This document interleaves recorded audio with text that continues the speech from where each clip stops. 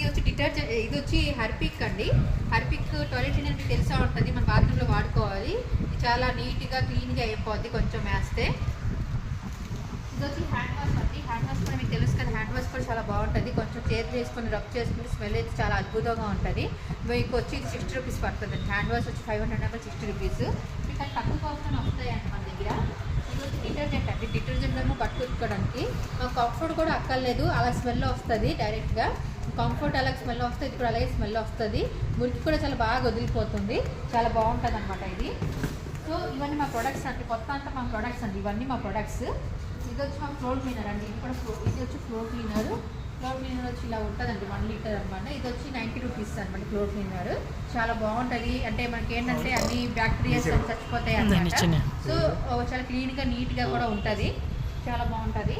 So ఇవన్నీ మా products అండి. మీకు ఏదైనా కావాలంటే మీరు తీసుకోవచ్చు.